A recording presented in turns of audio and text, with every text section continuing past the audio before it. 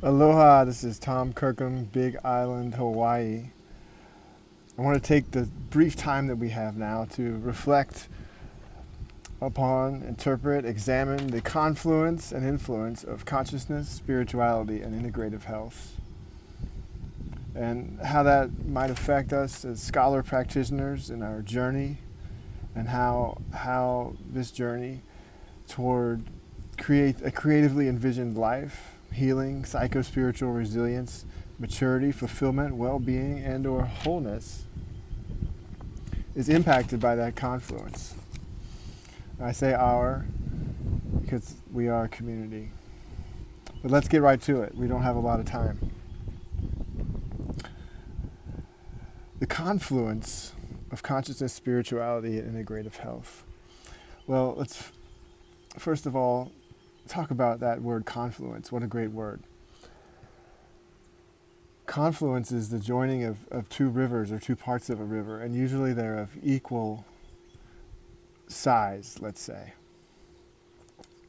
So I think that's a fair metaphor. And I'll talk a bit about why. And the influence, I think of that as impact. The way it makes it has an effect or affects your life. And journey towards wholeness, which that really is how I got into this journey of consciousness, spirituality, and integrative health. And I think at first I thought it was really just psychology. It was consciousness and spirituality, and that was all kind of wrapped up in psychology for me. I mean, I was having kind of a spiritual opening. I thought I might be having mental health symptoms. I'm not quite sure what it was. But I had experienced depression and anxiety and breakups in relationships. And so I wanted to fix myself. I wanted to fix my brain and my heart. I wanted to start healing and be better at relationships and not be so brokenhearted, even though this broken heart that I had. And some poets have talked about this. I think Rumi, the poet Rumi, is a spiritual poet, talked about how a broken heart is a way to have an open heart. And so I opened up to certain spiritual aspects of myself. And I was doing holotropic breath work. I was learning about Stan Grof, and so that's where I started learning about this idea, this journey towards wholeness. And I still wanted to fix myself for a long time and thought I was going crazy. And I think at some point I wasn't necessarily that much into the holistic health aspect of it in terms of diet and exercise and things like that. I wanted to transcend this brokenhearted sort of consciousness that I had. And I wanted to teach people about what I learned about this orientation towards wholeness that one can achieve in holotropic breath work. Because it really did help me with the depression. I had sort of got past the depression, or I had learned to get past it when I put my focus there. And I think my diet was probably not helping me though still. And what really brought all of this into focus for me was not all the things that I thought would. Like having children, I thought would. Having a business, maybe I thought would. But what brought it all into focus was having an illness that affected my consciousness, affected my cognitive abilities, and it affected my physical body, and my diet had to change because I could feel it. And I'm so grateful really for that sensitivity that I had learned to, let's say, elevate, because I think I grew up with a sensitivity, and the breath work, it taught me to elevate that sensitivity, to listen to that inner radar that Stan Grof talks about. It's part of those inner healing mechanisms that we have. And so it was hard for me at first listening to that because it's so different from what we're often, let's say, what messages we receive in the culture, what messages we are often receiving in the dominant culture. there's all sorts of other cultures that can exist within this dominant culture, especially if we are in a culture that has some level of freedom, right? And so it became imperative that I listen to that inner healing radar and to the advice I was being given as well. And I think this is one aspect where we can talk about the confluence, because I was getting all different advice, and I had a lot of healthcare practitioners I was working with. And a lot of it overlapped, but I mean, some of it didn't, a lot of it didn't. And if I listened to all the different healthcare practitioners I was researching and working with, I wouldn't have been able to do anything because of all the different don't do's that they all have. And so that's where the confluence came in, where my inner healer would help me decide which advice to listen to. And I certainly knew it wasn't to just do all the unhealthy things, all the typical things, the eating sugar, eating tons of sugar, sodas and things like that, which we now know are so bad. And maybe for some it's a balance, right? A little sweets here and there. But at least for a while, I had to really not eat sugar, among other things. I mean, I had to drastically, I've done a lot of different diets, and exercise became so imperative to me. Before that, I was doing holistic body work and sometimes even facilitating breath work and working with people also in the realm of kind of a coach or therapist or counselor. But I was eating bacon cheeseburgers and drinking sodas.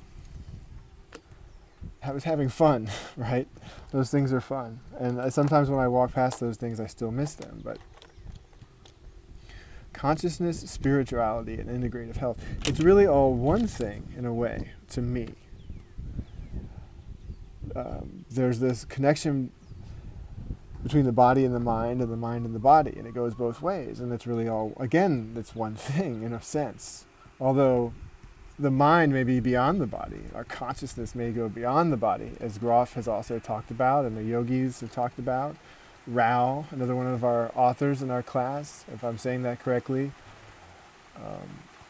the author of the Yoga Psychology book, has talked about consciousness as such, as it exists beyond the body, and maybe that our brain is like a receiver for that consciousness. And so, in a way, I think spirituality is how we focus that consciousness as we receive it, how we're grateful, and sometimes who we're grateful to, right? As a part of our spiritual path, we might pick an image or a being that we focus that spiritual gratitude towards, that we look for that forgiveness, that trust in. And those type of things are important. Things like forgiveness and trust, I consider these life-affirming values. And those are important to our integrative health. So those are spiritual values, they're consciousness values, and they're integrative health values. It's all integrated together, as the word implies. And so